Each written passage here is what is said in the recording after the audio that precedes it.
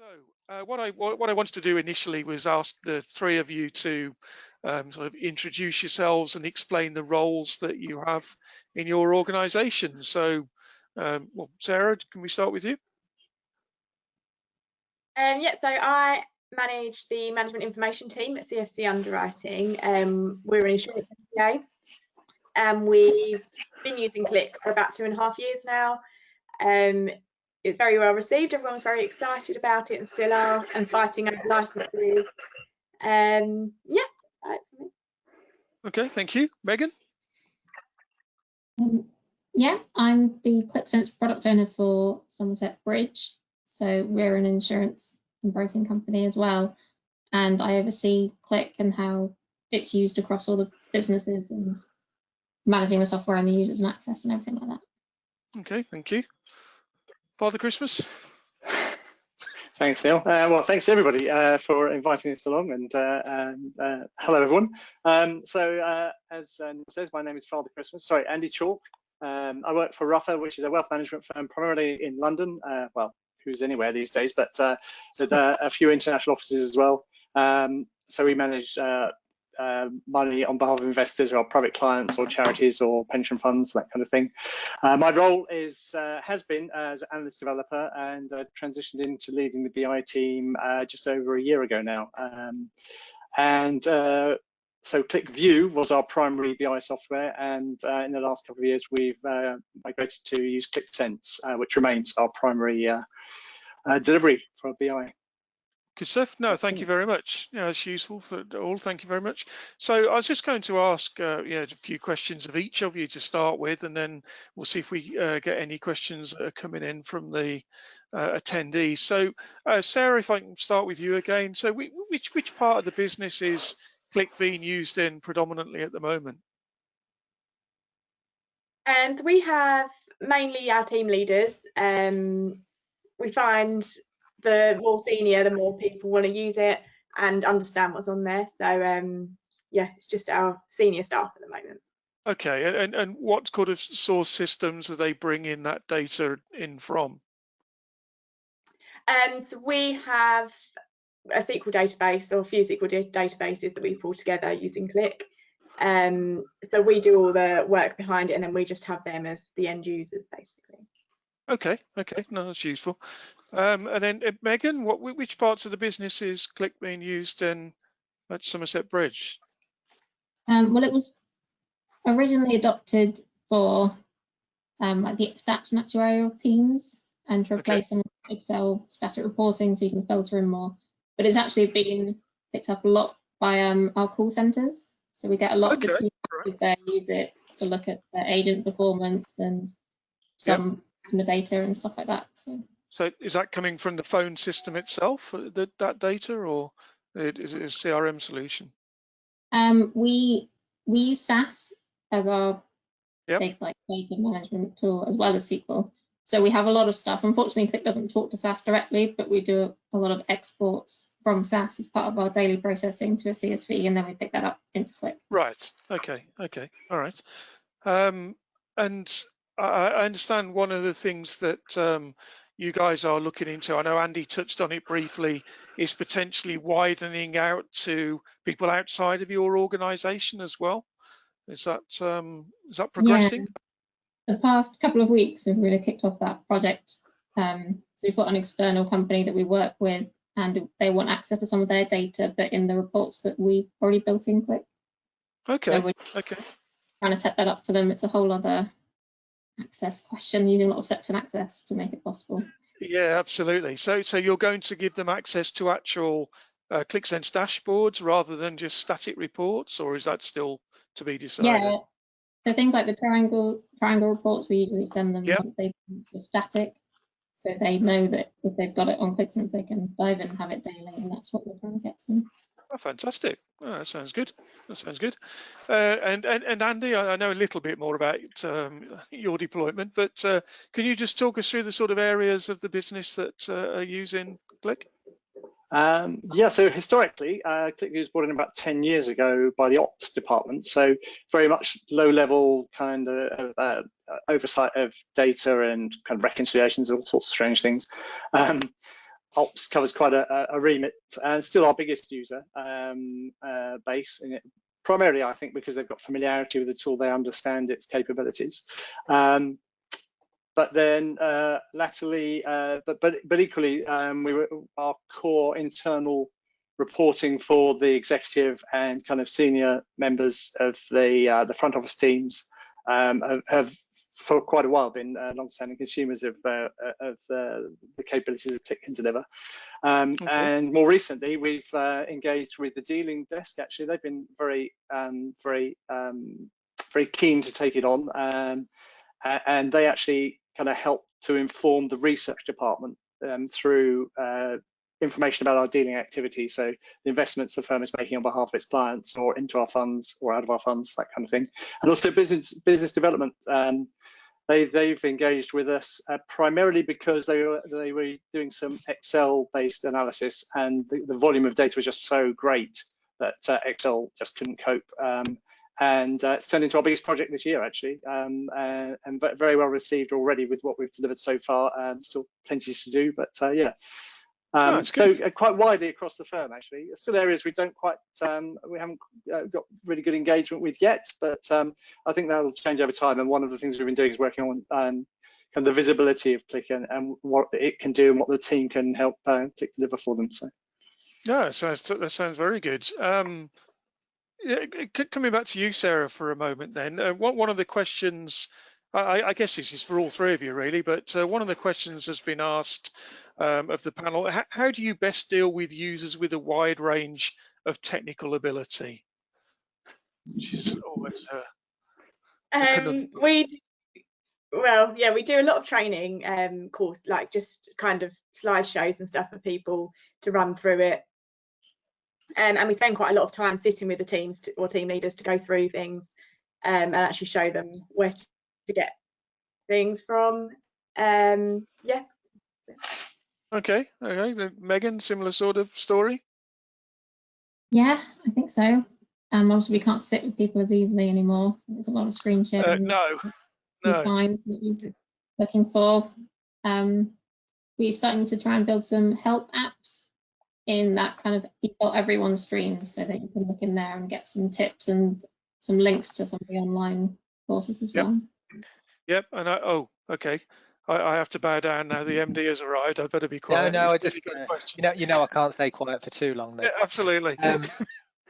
No, so it's just taking an interpretation of that question as well, maybe, and going further. So, do you tailor any of your applications to suit people with less ability or less technical knowledge, less data literacy? Maybe that's how I'd interpret that question is, you know, you do the training courses and things like that to bring everybody up to a level, but do you have to do anything with the creation of your dashboards to tailor for people?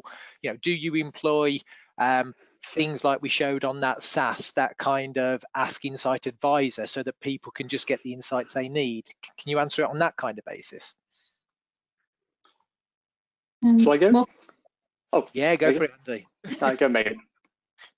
Okay. For our reports, we definitely have different levels. So the ones that tend to go to team managers and agents themselves, that are a lot more just, here's a table of data like you're used to, and we've got some basic filters and the date picker they quite like.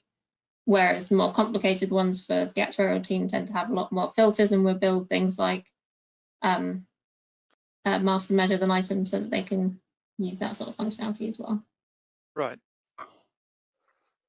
I think I'd add to that, say that the Qlik Sense is a great step forward from Qlik View in terms of the reception it's got in terms of usability. But I think the key thing is engaging with the users and stakeholders on requirements.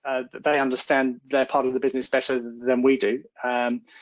And as has been pointed out, the range of ability, or maybe engagement is a better word than ability in some cases, means that in some cases you really do need to sit with people and kind of hold their hand through the process of kind of building whatever it is they need and delivering a dashboard or a report, whatever it might be.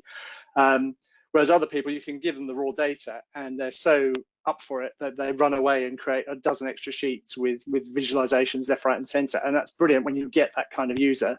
and that kind of stakeholder, and they've just seen the possibilities and they're running with it. But of course, every firm and every team has all sorts of abilities, and you just have to tailor it, I think. But the product itself lets you do that, which is brilliant. That's what we need, I guess, is a malleable tool that will do the job at those different levels. Yeah, I think Chris Lofthouse did a blog, didn't he, about asking questions within the title of charts as well. I don't know if you employ any of that, but that certainly worked well at a couple of customers I've spoken to. Whereas instead of just saying this is sales, they will put in a question so that the user can have some idea of what the developer was trying to provide them with. That seems to work well with people. What would you say is your biggest challenge to date, Sarah? What in terms of rolling it out? I think the biggest challenge is, I think we've got the group of people who really use this a lot, and we've got a group of people that are less willing to and still want to rely on us quite a lot. And That's very diplomatic. I think we in turn, I think we also really struggle with time. So I think when we first deployed Qlik, we spent a lot of time setting up the initial dashboards, and I think we do have a lot that we still need to do, but where all the other work kind of takes over, we struggle to spend enough time on Qlik to get all the things done that I want to do. And we're actually in the process now of building out our team a little bit so that we've got more time to do this. Excellent. So hopefully we'll have a Qlik soon. Yeah. Okay. Because I certainly, Megan, I don't know your setup as well, but I know with Andy, you were looking at having sort of champions in each department, weren't you, at one point? Did you go down that route in the end? So this is quite interesting. So this is closely linked, I think, to self-service as well. So it's great to talk about self-service, but I think I have to be honest. When we undertook the Qlik Sense migration project, that was a key part of what we were hoping to deliver for people. But our realization along that journey has been that there's a great variety of willingness to do that. So self-service really is a multiple different things for different people, different teams. So the example I gave with the dealing desk there, where they're really keen, making visualizations, kind of really just doing their own thing. Didn't really need much help from us beyond getting a good data model together and a bit of training. Right. Sorry, I've strayed off the subject, haven't I? So I've gone on to self-service. What was your original question? Sorry. I can't remember either. I was talking about the sort of biggest challenges that you faced.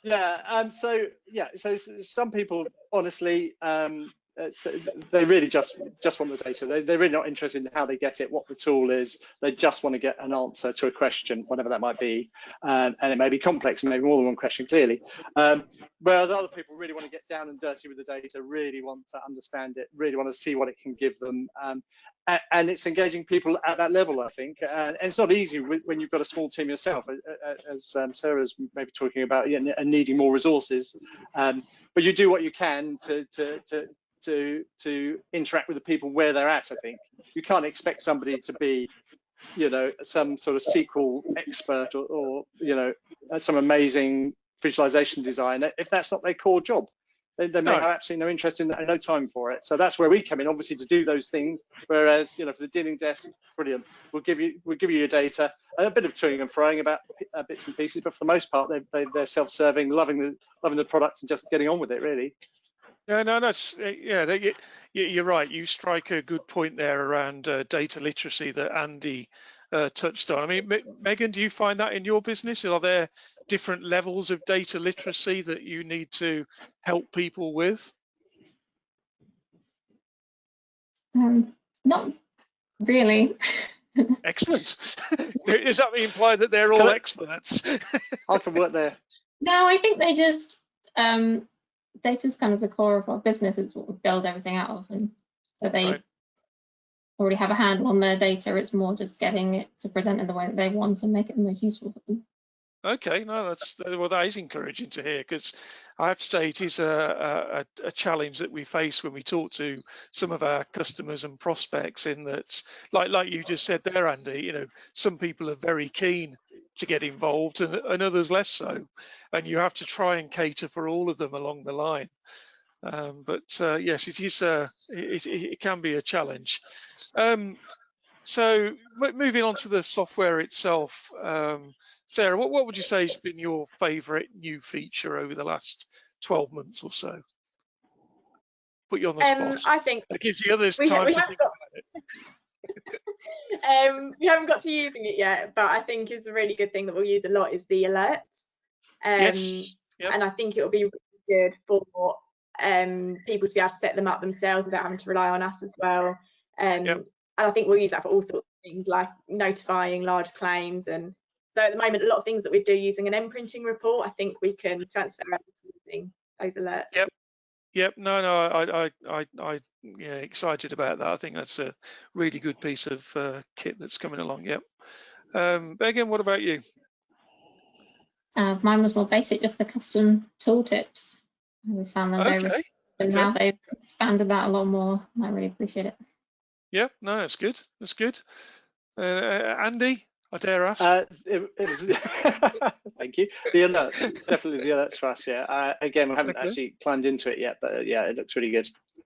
Oh, that's good. That's very encouraging. So, touching on, yeah, we're all sitting in the middle of the pandemic at the moment, aren't we? Unfortunately, going to be here with us for a while. Has it affected your businesses at all, and how you're using Qlik to overcome that at all, Sarah?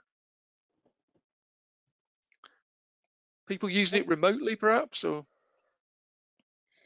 Yes, we've got people using it remotely, and we did use it a lot, especially at the start, to really drill down on per day inquiries we're receiving, claims related to coronavirus. It's been really good to help people drill down on the effects of coronavirus itself. Okay. Megan, has it been much of an effect on you guys? I think we've been quite lucky as a company. It hasn't too much of an impact on.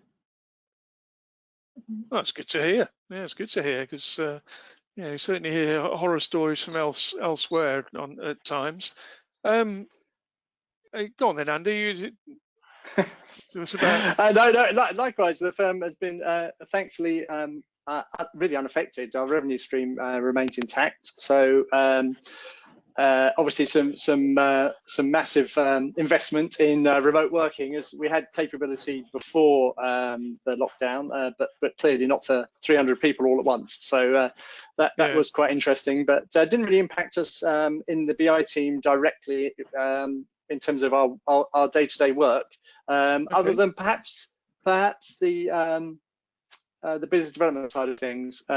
Yeah, as it's a very active part of the firm, and yeah, they're just kind of changing the way they work clearly, because it's all remote now. So yes, not really. The short answer is not really. It's pretty much just doing it at a different desk.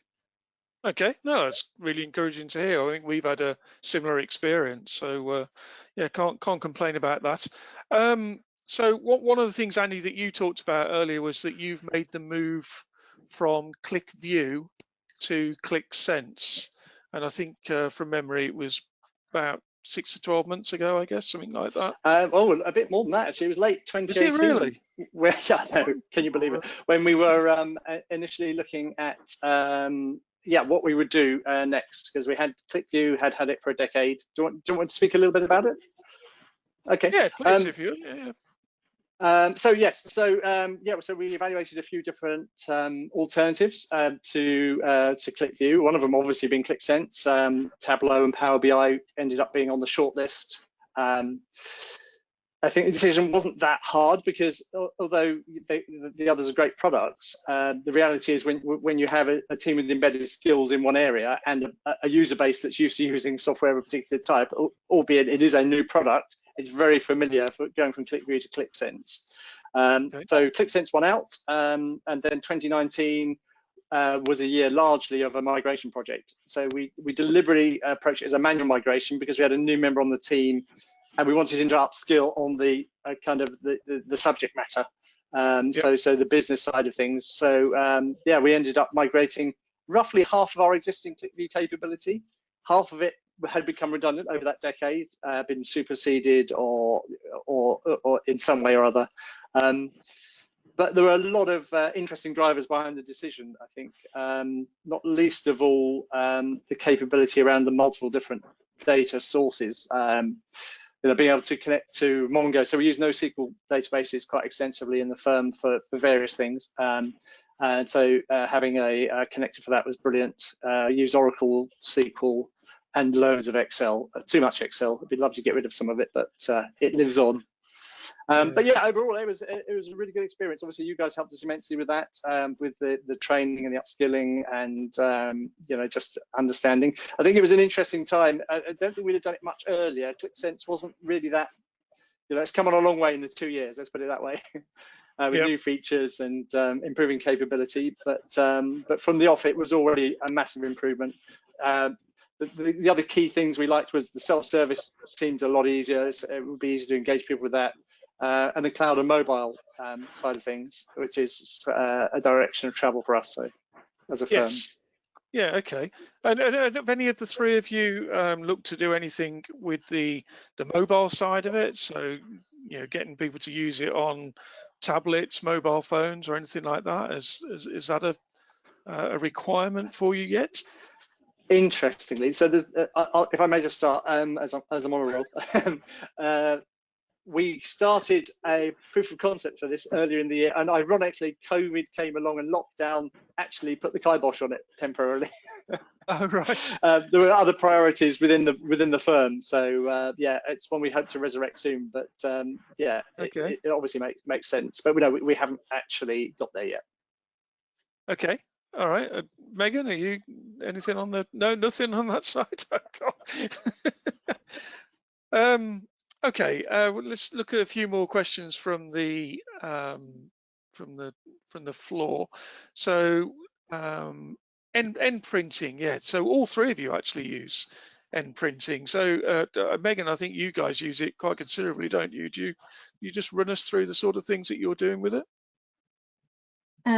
Yeah, we've got some reports that go out hourly that can replace SSRS reporting that we had in the past, and we've got reports that are like monthly archives. We've got some reports that used to be run through SAS, which took about a day to run, and now we've got them up in printing, which is really helpful. And then some exception reporting as well. I use it for my Qlik monitoring, so I get alerts if there's an engine down or a user's done something wrong or something like that. So yep, which sounds similar to what you do, Sarah. Is it with your alerting through end printing? Yeah, we do a lot of that. We've also had someone from the claims team who used to do MI for claims has been on maternity leave. So before she went on maternity leave, we got a lot of her regular reporting into end printing, which is really helpful.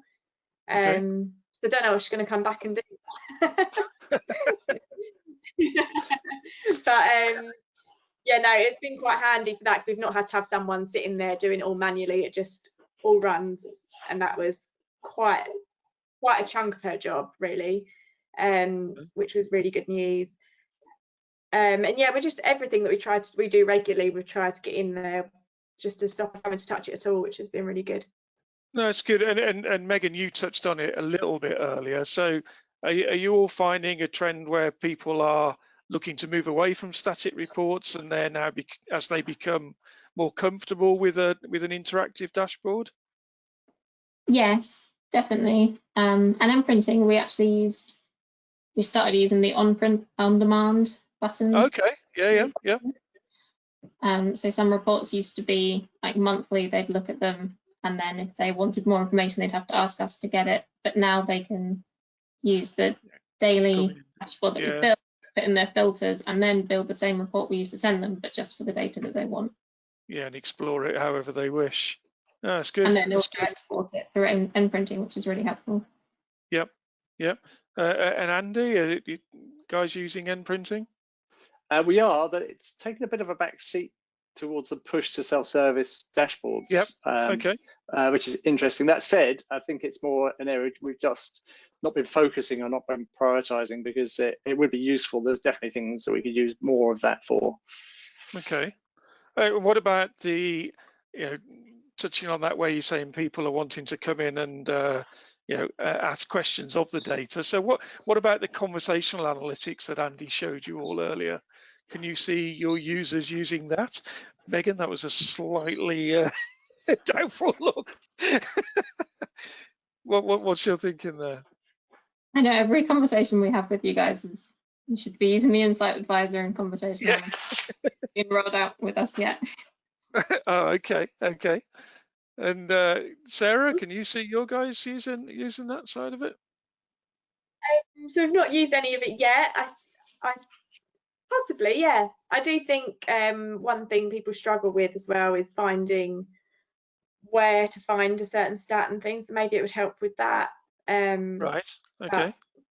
Yeah, possibly something to look into. Yeah. Okay. Andy, your guys? No, we're late to the party with that one, I think. Okay. But it would be really, I could see how it would be really useful for some people, others and not so much. Less so. If I'm honest. Okay. Yeah. No, that's fair enough. That's why they're having this whole broad, platform that people can interact in different ways. Another question from the floor. So, do any of you have users that want live data, i.e., up to the minute results, and how do you handle that? Megan, you want to go first on that one? We're building Oh, sorry. at the moment, taking on all of finance reporting, and they are keen to get live data. At the moment, we've just done it to run every 15 minutes, which seems to be good. But it would be good if at some point that was a possibility. Yeah, could bring that in. Okay. Megan, you have similar sorts of, you say, nodding away there?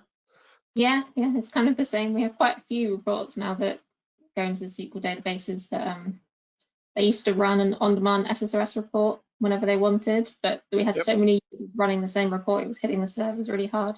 So now we've got this one Qlik app which does all the data every 10 minutes.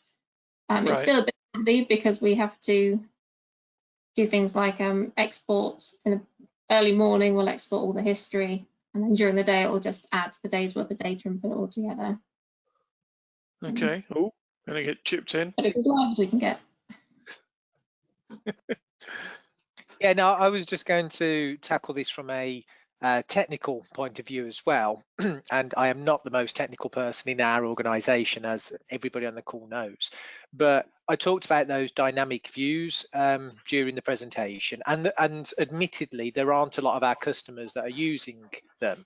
But essentially, there is part of the Qlik platform that if you're getting and this is all about where you're getting your data from. So there's no point going to a data warehouse if that data warehouse is only updated once a night anyway, and it's whether or not you're going directly to source in order to get that real-time information, or you've got something like the integration capability with Qlik with that chained data capture in order to get that data ready to be streamed into the dashboard. But so it's kind of a two-stage mechanism if you want to be able to do that. It's having the right data being prepared in the right way, and then you can use something like dynamic views within Qlik Sense. So one chart, one visualization can be constantly streaming back to that data warehouse whilst the rest of the application is only updated every 15 minutes or once a night. So technically it's doable to address the question that's been asked, but it might not necessarily be as easy as just switching on dynamic views. There's got to be some data preparation and some foresight into where that data is coming from and what impact it will have on the source systems in order to get it real time. So just wanted to add that into the mix. Okay, thank you. I mean, I guess the three of you are on the panel. Have you got questions for each other as well? Oh, good one. Because we're getting everybody to ask you things. Are there things that you're curious about? That how are the people who are using the software? Well, I guess, Megan, you're, I think you said you're like the product manager. Is your job solely, both of you, solely on Qlik, or do you have a whole another job as well? Well, I'm part of the central management information team. And then as we got Qlik rolled out more and more, it became a very large part of my daily job. So I still do some other automated reporting through different software, but it is largely Qlik admin because there's now so much of it. We've got 3 different MI teams that use it, and then a whole bunch of other new developers coming in, and all sorts of governance that needs doing. So I do a lot of that. Yeah. You lucky thing, Megan. Yeah. Governance for all 3 of you, I guess, is key, isn't it? Being in the sort of financial services arena. Yeah. What about you, Andy? Yeah, for me, so the bulk of my day is BI related, and obviously Qlik takes up a lot of that. Well, Qlik and Jira and planning and documentation. You know how it is, Megan. It's not just all about Qlik. But also I kind of have another foot in the wider stream that we're a part of. So we're a part of the wider data stream within technology at Ruffer. So I get to build some other stuff on the kind of in-house platform we built there as well. So Qlik isn't our only way of getting data to people within the firm, and that has similar capabilities in terms of being able to access multiple different types of data and merge them together. So, but we built that alongside Qlik. And obviously, as it's an in-house thing, it basically costs us, well, wages rather than software royalties or whatever you want to call them. Okay, no, fair enough. Megan, do you have any questions of the others, or? Does anyone use wallboards? I'm going to use it as this is a knowledge base now. We're looking. No. Have any? You said Sarah, that you have a lot of management who use the software, senior management more. So the questions we always get from the higher up in the company is, oh, I want like a dashboard that just sits there and then blinks at me when something's wrong, or that sort of reporting. Do you guys do any of that? No, but they don't. We do have customers that do that. I can jump in there. So across a wide range of industries as well. So we've got a manufacturing customer of ours where they've got, like you say, a big wall screen. I'm assuming you're talking about big screens here. Yeah. Mm-hmm. So they're showing them, the performance of the different flow lines and things like that. We've got another company that distributes out to retail. So a bit more actually along your thing that you talked about earlier, Megan, where they're measuring the number of calls that people are taking, how successful those calls have been, how many orders they've got on hold and all this sort of thing. And even well, we don't have it anymore because we've obviously closed the office down. But when we were in the office, we had a big screen up that used to show us how many support calls we've got open, how many opportunities we've got underway, sales that we'd made, utilization of people. So yeah, we find those very useful of a way of getting information out to people quickly. Sorry, yes, and Andy's just pointed out to me on the chat as well that one of our customers has touch screen, so they'll hold meetings around a Qlik screen so that they can talk interactively with it at the time. We've got 10 minutes left, haven't we, or coming towards the end anyway. So what sort of plans do you have for Qlik over the next 12 months? Andy, let's start with you this time. Oh, you're in a tricky one. Well, so as I said, we've got this quite considerable project with the business development team. It's kind of merging data from 2 very different avenues and approaches and business processes. So that's ongoing. So this is, just to give a bit of background on that, it's Excel data, as I said, and it's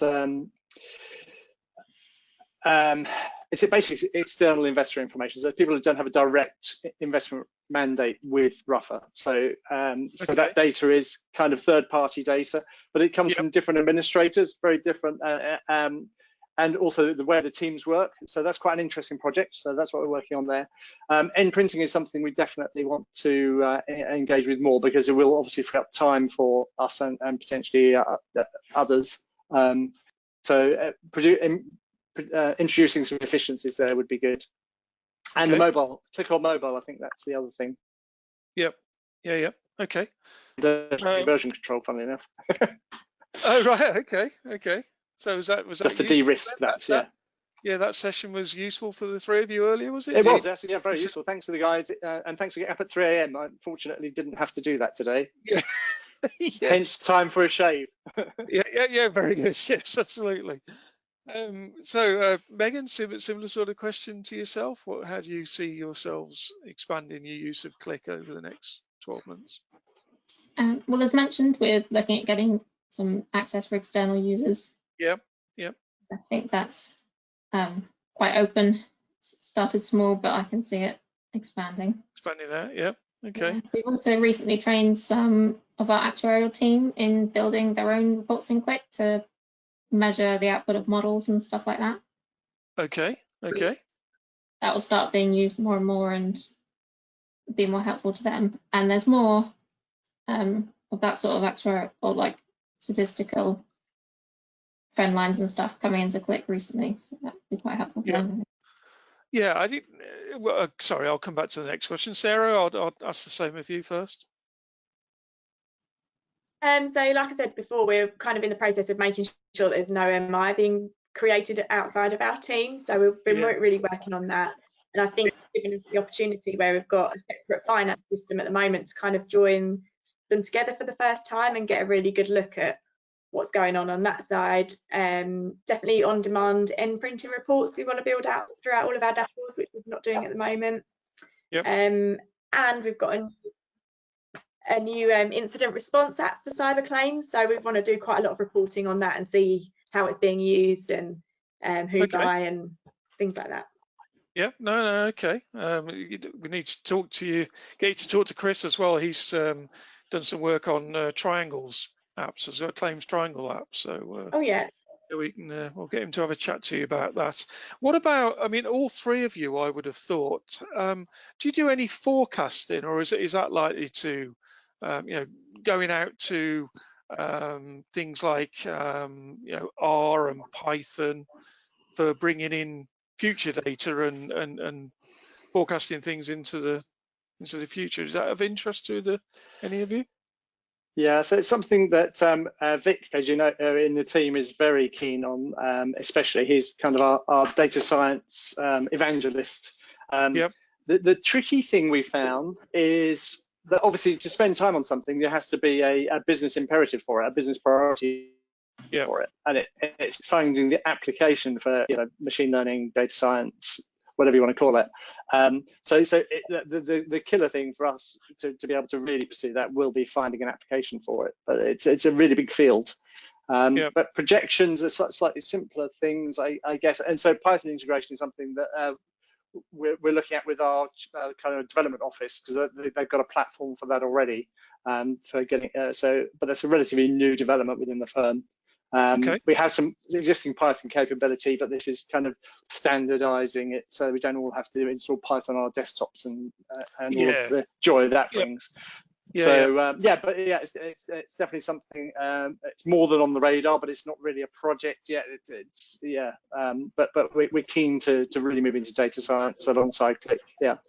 Yeah, and predictive analytics, I guess, is the right way to term it, isn't it? Is that of any interest in your realm, Megan? Is that something you could see you guys doing? Definitely, it's something that's been sat there, noted down.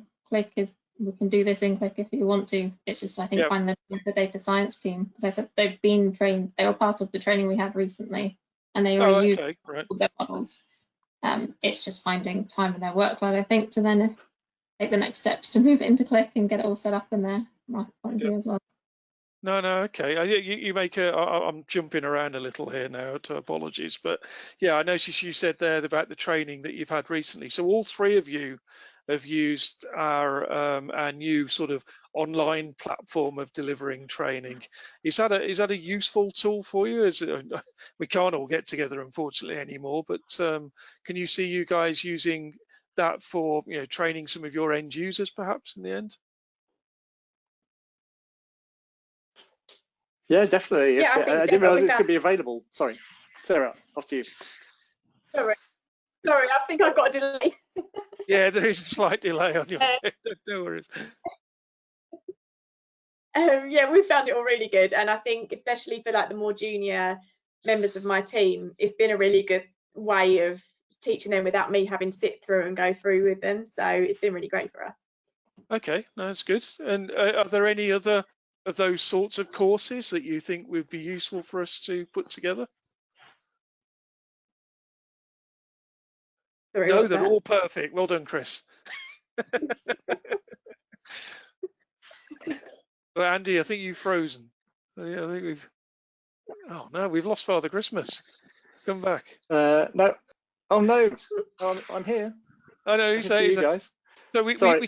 we talked to you, didn't we, about doing stuff with the APIs and things like that. That's another one that we're exploring. Yes. Yeah, so it'd be good to pursue that further. I think the question was exactly what we'd cover in that, because it's quite a broad topic, and obviously a course can only cover so much. So we've actually got a really good use case for that, which was this other in-house platform we have. Is actually consumed, so it has its own kind of data set, kind of it's a JSON thing. Okay. So actually consuming that would be quite a good use case, I think, for that. So. And give us the ability to push or pull data, pull data from that framework into Qlik, or indeed push Qlik data into the other framework. So I think that's where we're going with that. So yeah, that could be a really useful thing. But I think it's pretty bespoke, isn't it? The API training that you have in mind. It has to be, unfortunately, because there's so many different APIs. But yeah, we're trying to think of ways that we can standardize that as best we can. But yeah, it's not an easy thing to standardize, unfortunately. Andy, you came jumping in there, but Andy Patrick, sorry, you. What No, I missed? not at all. No, I'm just conscious that we're getting close towards wrap up. We've got our workshop starting at 1 o'clock. I evangelise about Qlik. I sort of stole the positives about it, but a question has come in, and I think it needs answering. Is what's missing? What is it that you wish was in Qlik that's not there? Because it's not the perfect product. It's fantastic. Lots of people on the call today have got Qlik, but if you could implement one thing, what would it be, or what's missing from Qlik? Nothing. There you go. It's perfect. Do you want me to pick on someone? Megan, you go first. What could be implemented that would make your life easier sat within the Qlik platform? Well, from a selfish point of view, developer point of view, I'd really like it if tasks had start and end times. But probably for users, I think the filtering selections has a lot of capability. You've got lots of advanced searching options, but I think it's quite difficult for an end user they don't necessarily have the time to learn how to do all of them. If there was some prompting there, I think that would be helpful. Okay, super. Andy, anything that's missing from Qlik? What would you implement if you had free reign on that? Magic dashboards that make themselves, mate. That'd be brilliant. Well, it Can show you you some magic of that. dashboards for me? That should be your takeaway, Mr. Patrick. No, so actually, you're asking the wrong person. I don't get that hands-on. So yeah, I'm sure Vic or Ryan could give you some good ideas. But maybe they'll mail them in afterwards. I get to send you a list. But for me, it's a great product. So yeah. So the limitations that are there, and undoubtedly there are some. Yeah, I'm not best placed to answer. Yeah, no problem. Sarah, what about you? Is there anything that you would add into the Qlik product? Mine's probably a really simple, silly one, but I think just kind of, fonts and colours, just make them easier to change rather than having to set up the whole theme and things like that, really. Just to make it look a more kind of style of your own. More granular brand. control on the formatting. it's coming, it's on the Yeah. roadmap, and there's bits of it each version, but yeah, we take that on board, absolutely. So okay, no, that's really good. I'll leave you be. I'll leave you in Neil's safe hands now. Yeah, well, I was going to say, well, you can stay there only for a bit because I think we're pretty much wrapped up. That's 12:30 near enough. So thank you all very much for your time in joining and taking the questions from everybody. I hope we didn't put you on the spot too much. And to everybody else who's still with us on the call, thank you very much for attending. Those that aren't jumping off now to the workshops, thank you. We will be sending out a follow-up survey via email along with your ebook as well. So please complete that. If there's other things you want us to give you more information about, or you want a follow-up demo of any of it, you're more than welcome to ask for that. And yeah, just thank you again for attending. Those on the workshop, we'll see you at 1 o'clock.